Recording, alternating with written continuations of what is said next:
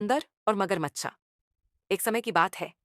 एक घने जंगल में एक पेड़ के ऊपर एक चतुर बंदर रहता था। वह पेड़ एक नदी के किनारे था और उस पर मीठे मीठे फल लगते थे। बंदर रोज उन फलों को खाकर खुश रहता और बिना किसी चिंता के जीवन जीता। एक दिन एक मगरमच्छ नदी के किनारे आया। वह भूखा था और आराम की तलाश में था।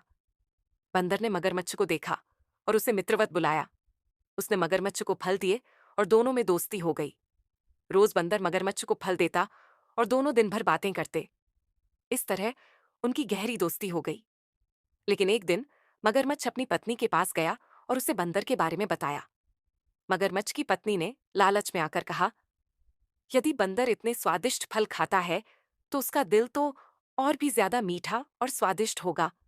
मुझे बंदर का दिल खाने का मन कर रहा है। मगरमच्छ ने अपनी पत्नी की बात सुनी और सोचने लगा कि अब क्या किया जाए।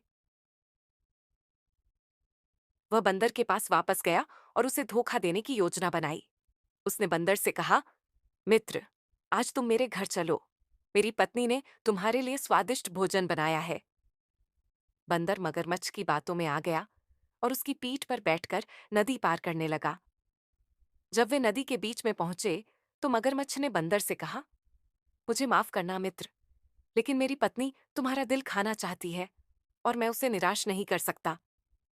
बंदर समझ गया कि उसे धोखा दिया जा रहा है, लेकिन उसने अपनी चतुराई से जवाब दिया, अरे मित्र, तुमने पहले क्यों नहीं बताया? मेरा दिल तो मैंने पेड़ पर ही छोड़ दिया है। मुझे वापस ले चलो ताकि मैं उसे लेकर आ सकूं। मगरमच्छ उसकी चालाकी को समझ नहीं पाया और बंदर को वापस पेड़ के पास ले आया। बंदर तुरंत पेड़ पर चढ़ गया और बोला, तुमने मुझे धोखा देने की कोशिश की, लेकिन मैं तुम्हारी चालाकी को समझ गया। अब तुम यहां से चले जाओ। मगरमच्छ ने शर्मिंदा होकर बंदर से माफी मांगी और वापस नदी में चला गया। कहानी